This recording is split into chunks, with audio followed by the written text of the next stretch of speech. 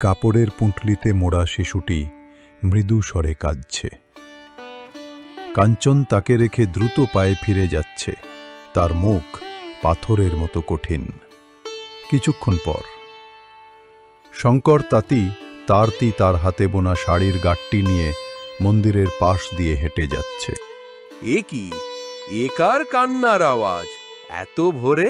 শঙ্কর মন্দিরের ভেতরে প্রবেশ করে শিশুটিকে দেখতে পায়। সে কিছুক্ষণ আশেপাশে তাকিয়ে দেখে কেউ আসে কিনা। কোনো সাড়া শব্দ নেই।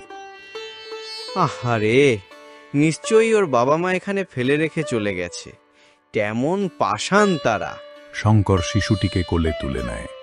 তার মৃত স্ত্রী ও পুত্রের স্মৃতি তার মনে ভিড় করে। সে কোমল স্বরে, না মা, আমি তোকে একা ফেলে যাব না, তুই আমার কাছেই থাকবি। আজ থেকে তুই আমার সব। শঙ্কর শিশুটিকে নিয়ে নিজের বাড়ির দিকে রওনা হয়। শঙ্কর শিশুটিকে কোলে নিয়ে বাড়িতে ফিরতেই প্রতিবেশীরা ছুটে আসে। ওমা, শঙ্কর, কার বাচ্চা এটা? দেখতে তো লক্ষ্মী প্রতিমার মতো। মন্দিরের সিঁড়িতে পড়েছিল, কেউ নেই ওর, তাই আমি নিয়ে এলাম। আমার মৃত ছেলেটার শূন্যতা পূরণ করতে এই মেয়েটাকে বুঝি ঈশ্বরই পাঠালেন। খুব ভালো করেছিস শঙ্কর। ওর মুখ দেখে মনে হচ্ছে তোর জীবনে এবার ভালো দিন আসবে। আমার স্ত্রী আর ছেলে মারা যাবার পর এই মেয়েকে পেয়েই তো সবচেয়ে আনন্দের দিনগুলো কাটছে। তাই এর নাম দিলাম শুভ জয়া। শুভ হোক আর জীবনে জয় আনুক আমার মেয়ে। শুভজয়া এখন একজন যুবতী। সে তাতে বসে মনোযোগ দিয়ে শাড়ি বুনছে। শঙ্করের বয়স বেড়েছে। তিনি পাশে বসে সুতো পেঁচানোর কাজে সহযোগিতা করছেন। পাশের বাড়ি থেকে একদল লোক শাড়ি কিনতে এসেছে। মা, শুভজয়া, তোমার হাতের কাজ সত্যিই জাদু জানে। এমন সুন্দর নকশা আর মানসম্মত শাড়ি আর কোথাও পাই না। তোমার নাম তো গ্রাম ছাড়িয়ে আশেপাশের সব জায়গায় ছড়িয়ে গেছে। আপনাদের আশীর্বাদ কাকু, বাবার কাছ থেকে শিখেছি। মা, তুই আজ কত বড় একজন ব্যবসায়ী হয়ে উঠেছিস। তোর হাতে সত্যিই জাদু আছে। একসময় আমি বাড়ি বাড়ি ঘুরে শাড়ি বিক্রি করতাম, আর এখন দেখ, ঘরে বসেই দূর দূরান্ত থেকে মানুষজন তোর কাছে ছুটে আসে। আমাদের গরিব শঙ্কর তাঁতির অবস্থা এখন আস্তে আস্তে ভালো হচ্ছে। আমার আর বাইরে যাওয়া লাগে না। এসব তোমার শেখানো বাবা। আমার জন্য তুমিই তো আসল শুভ। আর আমি জানি আমি তোমার আসল মেয়ে নই। প্রতিবেশীদের কাছে শুনেছি আমাকে মন্দির থেকে পেয়েছিলে। তাতে কি রে মা, রক্তের সম্পর্ক না থাকুক, ভালোবাসার সম্পর্কটা তো আসল। আমার ভালোবাসায় কোনোদিন কমতি হবে না, তা তুই জানিস। কাঞ্চন এখন বৃদ্ধ, রোগজীর্ণ শরীর নিয়ে বিছানায় পড়ে আছে। মালতী ঘরের পাশে দাঁড়িয়ে কাঁদছে। আর তো কিছু নেই ঘরে, আমি কি করি এখন? মালতী পাশের বাড়িতে যায়। দিদি, আজ দুটো খেতে দেবে? বড় কষ্টে আছি। না গো মালতী, আজ আর দেওয়া যাবে না। আমাদেরও তো সংসার আছে নাকি? রোজ রোজ তো আর দেওয়া যায় না। মালতী চোখ ভরা জল নিয়ে বাড়ি ফিরে আসে। কিছু খাবার পেলি কি? না, পেলাম না। এখন আমাদের এই পাপের ফল ভোগ করতে হচ্ছে গো। আমাদের নয় মালতী, শুধু আমার পাপের ফল, যা এখন তোমাকেও ভোগ করতে হচ্ছে। তুমি আমাকে ঠিকমতো খেতে দিতে পারোনি, তা নিয়ে আমার কোনো অভিযোগ ছিল না। কিন্তু বিয়ের এত বছর পর জন্ম হওয়া আমার মেয়েটাকে তুমি ফেলে এসেছো। এই মহাপাপের অভিশাপ আজ আমাদের জীবনে নেমে এসেছে। কাঞ্চন ও মালতী উঠে দাঁড়ায়। দুর্বল পায়ে তারা বাড়ির বাইরে হাঁটে। কাঞ্চন ও মালতী বাড়ি বাড়ি খাবারের জন্য ঘুরছে, কিন্তু কোথাও খাবার পাচ্ছে না। অবশেষে হাঁটতে হাঁটতে তারা এক মন্দিরের কাছে এসে বসে। মালতী, আজ একটি সত্যি কথা বলি, যা তোমার থেকে এতদিন লুকিয়েছিলাম। আমাদের মেয়েকে আমি কারোর হাতে তুলে দেইনি। আমি তাকে এই মন্দিরেই রেখে গিয়েছিলাম। কি বললে? এই মন্দিরে? তুমি এ কি করলে? তুমি আমার মেয়েকে ফেলে এলে? তুমি এটা কিভাবে পারলে? তোমার ভুলের কারণেই আজ আমাদের এই দশা। আমার মেয়েটা কি বেঁচে আছে নাকি মরে গেছে, কিভাবে বুঝবো এখন? তারা দুজন মন্দিরের সিঁড়িতে বসে কান্নাকাটি করছে। শুভজয়া শঙ্করের সামনে দাঁড়িয়ে, তার চোখে এক নতুন স্বপ্ন। বাবা, আমি এবার শহরে যাব। শহরে কেন মা? আমি চাই আমাদের কাপড়ের ব্যবসা আরও বড় হোক। আমি শহরে গিয়ে সেখানকার বড় বড় ব্যবসায়ীদের সঙ্গে যোগাযোগ করব। আমার তৈরি শাড়িগুলো এবার শহরেও পাঠিয়ে দেব। যা মা, তোর জন্য আমার আশীর্বাদ রইল। যা, জয়ী হয়ে ফিরে আসিস। শহরের উদ্দেশ্যে রওনা হল। পথেই পড়ল সেই মন্দির যেখানে কাঞ্চন ও মালতী বসে আছে। শুভজয়া জানে না এরাই তার জন্মদাতা পিতামাতা। আপনারা কারা? এভাবে মন্দিরের পাশে বসে আছেন কেন? আমরা গরিব মা, পেটে ভাত নেই, তাই একটু খাবারের আশায় এখানে এসে বসেছি। আপনারা আমার বাড়িতে আসুন, বাড়িতে গেলে খাবার পেয়ে যাবেন। কাঞ্চন ও মালতী আনন্দে ও বিস্ময়ে একে অপরের দিকে তাকায়। তারা জানতই না তারা যার বাড়ি যাচ্ছে সেই হল তাদেরই হারিয়ে যাওয়া মেয়ে। তারা শুভজয়ার সাথে রওনা হয়। শুভজয়া কাঞ্চন ও মালতীকে নিয়ে বাড়িতে প্রবেশ করে। শঙ্কর তাঁতি তাদের দেখে এগিয়ে আসে। কি রে মা, কাদের নিয়ে এলি? বাবা, এনারা মন্দিরের পাশে ক্ষুধার্ত অবস্থায় বসেছিলেন, তাই আমি তাদের খাবারের জন্য বাড়িতে নিয়ে এলাম। এনাদের কিছু খাবারের ব্যবস্থা করে দাও তো বাবা। শঙ্কর তাদের ঘরের ভেতরে নিয়ে গিয়ে খেতে দেন। আপনারা কোথায় থাকেন? আপনাদের বাড়ি কোথায়? এই গ্রামে এসেছেন কি করে? কাঞ্চন ও মালতী তাদের সকল কথা খুলে বলে। কিভাবে খাবারের খোঁজে বাড়ি বাড়ি ঘুরে এই গ্রামের মন্দিরের কাছে এসে পৌঁছেছে। আপনাদের ছেলেমেয়েরা কি আপনাদের দেখাশোনা করে না? আপনাদের ছেলেমেয়েরা এত নিষ্ঠুর হয় কি করে? আমাদের বিয়ের অনেক বছর পর একটি মেয়ে হয়েছিল, কিন্তু আমার স্বামী রোজগার নেই বলে আমাদের মেয়েটিকে এই মন্দিরেই ফেলে রেখে এসেছিল। কারণ সে মনে করত মেয়েরা বোঝা, বড় হয়ে বাবা মায়ের দেখাশোনা করতে পারে না। তাছাড়াও আমাদের গরিবের সংসারে আরেকজনের ভরণ পোষণ দেওয়া সম্ভব নয়। আজ আমরা সেই পাপের অভিশাপ নিয়েই ঘুরে বেড়াচ্ছি। এখানে মালতীর কোনো দোষ নেই। আমি আমার মেয়ের ভরণ পোষণ দিতে পারিনি। আমি ওকে মন্দিরের উপর ফেলে চলে আসি আর মিথ্যা বলি যে আমি ওকে একজনের হাতে তুলে দিয়েছি। আপনারা কেমন বাবা মা?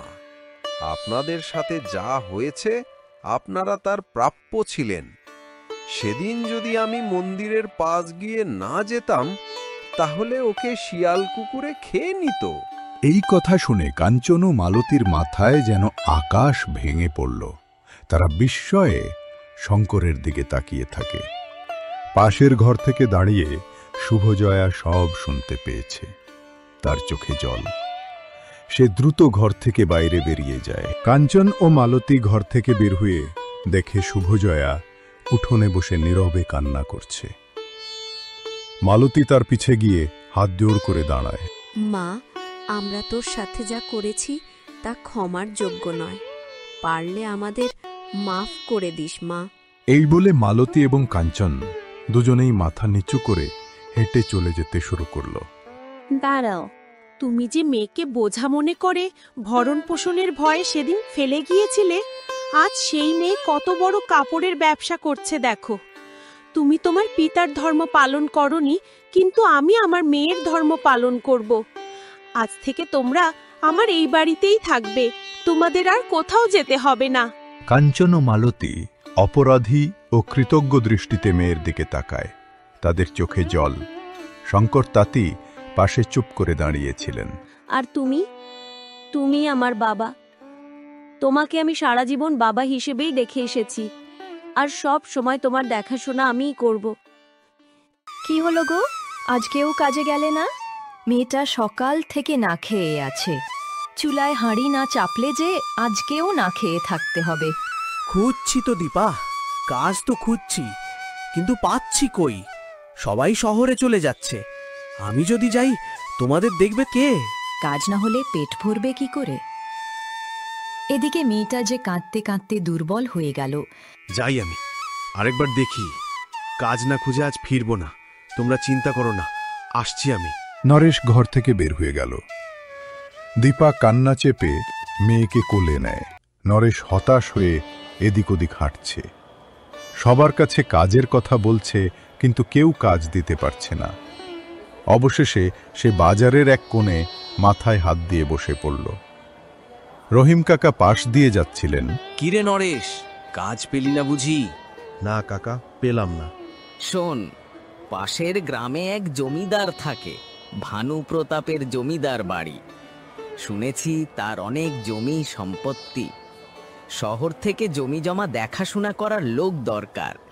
একবার গিয়ে দেখ, হয়তো একটা সুরাহা হতে পারে। কোন গ্রাম কাকা? হাঁটা পথে বেশি দূর নয়, নাম বললেই সবাই দেখিয়ে দেবে। যা বাবা, আর দেরি করিস না। নরেশ এক মুহূর্ত দেরি না করে জমিদার বাড়ির উদ্দেশ্যে রওনা হল।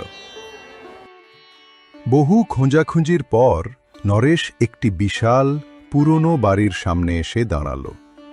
সে দরজায় কড়া নাড়ল। বাড়িতে কেউ আছেন? আমি নরেশ, পাশের গ্রাম থেকে এসেছি। ভেতর থেকে বিজয় বেরিয়ে এলেন, তার চোখে চাপা চতুরতা। কি ব্যাপার, কেন এসেছো? আজ্ঞে, আমি খুব গরিব। যদি দয়া করে কিছু কাজ দিতেন খুব উপকার হতো হুজুর। কাজ তো পারবে? হ্যাঁ হুজুর, সব কাজ জানি। আমি শহরে থাকি। এটা দাদার পুরনো বাড়ি, অনেক জমি জমা আছে, দেখভাল করার কেউ নেই। তুমি এই বাড়ির কেয়ারটেকার বা দারোয়ান হয়ে থাকতে পারবে? পারবো হুজুর, আমি সব পারবো। বেশ, তাহলে আজ থেকেই লেগে পড়ো। পুরো বাড়ি খালি পড়ে আছে, তোমার যেখানে খুশি থাকতে পারো। আর শোনো, তুমি জমির চাষবাস করে যা পাবে তার অর্ধেক টাকা তুমি নেবে। আজ্ঞে হুজুর। আর আমার কাজটা? আর কাজ কি, তুমি থাকবে, দেখবে। আমি সপ্তাহে একবার আসব। বিজয় দ্রুত চলে গেলেন। তার সেই হাসিটা নরেশের কাছে কেমন যেন রহস্যময় মনে হল। নরেশ খুশির খবরটা পরিবারকে জানাতে বাড়ি ফিরছে। পথে একজন পথিক তাকে থামালো। আরে, তোমাকে তো আগে এই গ্রামে দেখিনি। কোথা থেকে আসছো? আমি পাশের গ্রামে থাকি, কাজের জন্য এসেছিলাম। কাজ পেয়ে গেছি, বিজয় মশাইয়ের বাড়ি দেখাশোনা করার কাজ। জমিদার বাড়ি? তুমি জানো না, তোমার আগে অনেকেই ওই বাড়িতে কাজ করেছে, কেউই টিকতে পারেনি। কেন, কি হয়েছে? জমিদার মশাই তো দিনে আসেন, দিনেই চলে যান। মানে রাতে কেউ ওই বাড়িতে থাকতে পারে না। লোকে বলে বাড়িটা নাকি ভূত প্রেতের আড্ডাখানা। গভীর রাতে কান্নার আওয়াজ শোনা যায়। এসব আগেকার কথা, ভূত প্রেত আবার হয় নাকি? নরেশ বিদায় নিয়ে দ্রুত হেঁটে গেল, যদিও তার মনে একটা অজানা ভয় ঢুকে গেল। নরেশ দীপাকে সব কথা বলল। যাক, ঈশ্বর মুখ তুলে তাকিয়েছেন। কিন্তু একটা সমস্যা আছে। কি হয়েছে গো? বাড়িটা নাকি অভিশাপযুক্ত। লোকে বলে রাতে সেখানে কান্নার আওয়াজ আসে। তাহলে কি কাজটা ছেড়ে দেবে? আমার মনে হয় না করাই ভালো। এখন কাজটা ছাড়ি কি করে? হাতে অন্য কাজ নেই। আর এত বড় জমি চাষ করার সুযোগ, এই সুযোগ হাতছাড়া করা যাবে না গিন্নি। তোমরা ভালো থেকো, কাল সকালেই আমি কাজে যাব। দীপা বাধ্য হয়ে মাথা নাড়ল। নরেশ পরের দিন সকালে জমিদার বাড়ির দিকে রওনা হল। নরেশ চাবি দিয়ে দরজা খুলে বাড়ির ধুলো ময়লা পরিষ্কার করল। ক্লান্তিতে সে দ্রুত ঘুমিয়ে পড়ল। রাত গভীর হল, জোরে বাতাস বইতে শুরু করল। হঠাৎ এক তীক্ষ্ণ কান্নার আওয়াজ। নরেশের ঘুম ভেঙে গেল। এটা কি মনের ভুল? সে নিজেকে শান্ত করে ঘুমিয়ে পড়ল, কিন্তু কান্নার আওয়াজটা তার মাথায় রয়ে গেল। পরদিন সকালে সে বাড়ি গিয়ে দীপাকে সব বলল। কাজটা ছেড়ে দাও, প্রাণ গেলে সব ফুরিয়ে যাবে। না দীপা, আজ আর একবার দেখব। পরের দিন রাতে নরেশ হারিকেন হাতে বাড়িতে ঢুকতেই সেই কান্নার আওয়াজ পেল। কে কে কাঁদছেন? সামনে আসুন। নরেশ এক পা দুপা করে সামনে এগোয়। কান্নার আওয়াজ তাকে একটা বন্ধ ঘরের দিকে টেনে নিয়ে যায়। সে দরজা খুলতেই যা দেখল, একজন মানুষের মতো দেখতে আকৃতি মেঝেতে বসে কাঁদছে। কি আপনি? কেন কাঁদছেন এখানে? লোকটি মুখ ঘোরাতেই নরেশ বুঝতে পারল এ তো মানুষ নয়। ভয়ে সে জমে গেল। ভূতটা কাঁদতে কাঁদতে কথা বলল, আমার অন্তিম সংস্কার করো, আমি আর এখানে থাকতে পারছি না। কথা শেষ না হতেই ভূতটি হাওয়া হয়ে গেল। হঠাৎ নরেশ অনুভব করল তার মাথার উপরে কেউ দাঁড়িয়ে আছে। সে তাকিয়ে দেখে সেই ভূত। এবার সে হাসছে। কি চান আপনি? কেন এই বাড়ি ছাড়ছেন না? আমার বাড়ি থেকে আমাকে যেতে বলিস? সাহস তো কম নয়। ভূতটা নরেশকে সজোরে লাথি মারল। নরেশ ছিটকে পড়ল। জয় শ্রীরাম। গীতা পাঠ শুরু করুন। আমার অন্তিম সংস্কার করো। এই বলে ভূতটা আবার গায়েব হয়ে গেল। নরেশ কোনো মতে জীবন নিয়ে সেখান থেকে দৌড়ে পালাল। নরেশ সোজা শহরে গিয়ে বিজয়ের সাথে দেখা করে সব খুলে বলল। হ্যাঁ, এই ঘটনা আগেও বহুবার হয়েছে। আমি তোমার কাছে ইচ্ছে করেই লুকিয়েছিলাম। নরেশ এরপর একজন পুরোহিত মশাইয়ের কাছে গেল এবং সব ঘটনা জানালো। পুরোহিত মশাই তার সাথে জমিদার বাড়িতে এলেন। পুরোহিত মশাই যজ্ঞ শুরু করলেন। মন্ত্র পাঠের কিছুক্ষণ পরই ভূত আবার প্রকট হলো। কে রে? কে তুই? আমার বাড়িতে ঢুকেছিস কেন? আর তুইও নরেশকে দেখিয়ে দেখি এখনো যাসনি। কি চাস তুই? কেন এই বাড়ি ছেড়ে যাস না? আমি ভানু প্রতাপ, এই বাড়ি আমার। আমি বাড়ি ছাড়বো মানে? এই কথা শুনে বিজয়, যিনি গোপনে পিছনে দাঁড়িয়েছিলেন, হাত জোড় করে সামনে এলেন। দাদা, আপনি? কে তুই? আমি আপনার নাতি, আপনার বড় ছেলের ঘরের নাতি। আপনি ভূত হলেন কি করে দাদা? শহর থেকে এসে এই বাড়িটা বানালাম। ভাবলাম সবাই মিলে থাকব, কিন্তু তোর বাবা রাজি হলো না। ওরা শহরেই থেকে গেল। আমি একা একা পড়ে রইলাম। একদিন হঠাৎ ছাদ থেকে পা পিছলে আমি বাড়ির পিছন দিকে পড়ে যাই। আমার লাশটা ওখানেই মাসের পর মাস পড়ে থাকে, পচে গলে যায়। এতদিন হয়ে গেল, তোর বাবা আমার খোঁজও নেয়নি। আমার অন্তিম সংস্কার করা হয়নি, আমাকে চিতায় জ্বালানো হয়নি, তাই আমি মুক্তি পাইনি। ভানুপ্রতাপ সাহেব, আপনি শান্ত হন।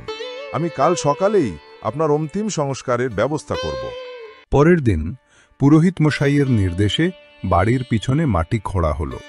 পাওয়া গেল ভানু প্রতাপের অস্থি। হিন্দু নিয়ম অনুসারে চিতায় জ্বালানো হলো। বিজয় নিজ হাতে তার অন্তিম সংস্কার করলেন। অনেক মাস পর দেখা যায় নরেশ ও দীপার কুড়ে ঘরটি এখন একটু উন্নত। তাদের চোখে মুখে এখন আর অভাবের ছাপ নেই। নরেশ জমিতে কাজ করছে আর দীপা হাসি মুখে তাকে দেখছে। গ্রামের গরিব কৃষক রহিম মিয়া, সে সবসময় খেতে চাষবাস করে কাটিয়ে দেয়। সে এত কাজ করে সে ভুলেই যায় তার একটা ঘর আছে। ওগো, সারাদিন কি খেতেই পড়ে থাকবে নাকি? খাওয়া দাওয়া করতে হবে তো নাকি? আরে, কাজের জন্য ভুলেই গিয়েছি সব। দাও গিন্নি, কি এনেছো দাও, খাওয়াটা শেষ করে নেই। গিন্নি জলের পাত্রটি এগিয়ে দিলেন। রহিম জল খেয়ে নিলেন। গিন্নি খাবার দিতে শুরু করলে রহিম বিষণ্ণ মুখে বসে রইলেন। কি হলো? এমন মলিন মুখে বসে আছো কেন? কি হবে আর বলো, আমাদের এত ঋণ, দিন দিন সুদ বেড়েই চলছে। যদি এবছর ফসল বিক্রি করে পয়সা শোধ না করি, তাহলে বাপ দাদার রেখে যাওয়া জমিটাও হারাতে হবে। এমন অশুভ কথা বলছো কেন? জমির পিছনে সারাদিন তো খেটেই যাচ্ছ, ফসল ভালো হবে না কেন? জমির পিছনে সারা দিন খেটে যাই যেন ভালো ফসল হয়, কিন্তু মনে হয় ভাগ্য সায় দেবে না আমার। কেন গো, কি হয়েছে? ধানেরে দেখছো না, এই বছর সময় মতো বৃষ্টি হচ্ছে না, সময় পেরিয়ে যাচ্ছে। সময় মতো পানি না পেলে জমির ফসল সব হয়তো শেষ হয়ে যাবে। বৃষ্টি হবে, দেখো, ঈশ্বরের ওপর ভরসা রাখো। ঈশ্বরই আমার একমাত্র ভরসা এখন গিন্নি। কয়েকদিন পর রহিম জমির সার দেওয়া পরিষ্কার করার কাজ শেষ করেছেন। কিন্তু বৃষ্টির কোনো খবর নেই। যদি বৃষ্টি না হয় তাহলে জমিটাকেও হারাতে হবে, আর তো কোনো উপায় নেই। রহিম একটি বালতি নিয়ে কুয়ো থেকে পানি এনে জমিতে দিতে শুরু করলেন। বালতিতে করে পানি এনে জমিতে ছিটিয়ে দেওয়া খুবই কষ্টের কাজ। কিছুক্ষণ পর রহিমের স্ত্রী একটি বালতি নিয়ে সেখানে এলেন এবং তিনিও পানি দেওয়া শুরু করলেন। গিন্নি, তুমি আবার কেন এলে? যাও, ঘরে যাও। তুমি এত কষ্ট করতে পারবে না। আমি তোমার থেকে শক্তি পাই। তুমি একা এত পরিশ্রম করো আমাদের জন্য, আমি এতটুকুও কি করতে পারবো না? পথ দিয়ে যাচ্ছিলেন জমিদার মশাই, গম্ভীর চেহারার, শক্ত মেজাজের মানুষ। পরে আছেন সাদা ধবধবে পোশাক। তিনি দূর থেকে রহিম ও তার স্ত্রীকে জল দিতে দেখলেন। তিনি কিছুক্ষণ দাঁড়িয়ে মনোযোগ দিয়ে দেখলেন, তারপর সেখান থেকে চলে গেলেন। জমিদার মশাইয়ের বিশাল বৈঠকখানা। রহিম মিয়া নির্দিষ্ট সময়ে এসেছেন, হাতে একটি গামছা ধরে দাঁড়িয়ে আছেন। জমিদার মশাই, আমি অনেক কষ্ট করে খেতে চাষ করছি, কিন্তু বৃষ্টি হচ্ছে না। যদি এমন হয় তাহলে ফসল ভালো হবে না, আর আপনার টাকাটাও দিতে পারবো না। আরে রহিম মিয়া, আমি তোমাকে সেজন্য ডাকিনি। তাহলে? আমি দেখতে খারাপ, কারণ আমি শক্ত মেজাজের মানুষ। যদি আমি এমন না হতাম তাহলে সবাই আমার টাকা পয়সা মেরে চলে যেত। আমি গতকাল তোমাকেও তোমার স্ত্রীকে খেতে পানি দিতে দেখলাম। আমি তোমাদের কষ্টটা বুঝতে পারি। তুমি টাকা শোধ করার জন্য এত কষ্ট করছো, আর আমি যদি তোমার জমিটা নিয়ে যাই তাহলে অন্য হবে। যাও, তোমার সুদের টাকা আমি মাফ করলাম, আর যখন পারো পাওনা টাকা শোধ করো। এ কি বলছেন জমিদার মশাই? আর শোনো, এ কথা আবার সবাইকে বলো না, তাহলে অন্যরা আবার টাকা ফেরত দিতে চাইবে না।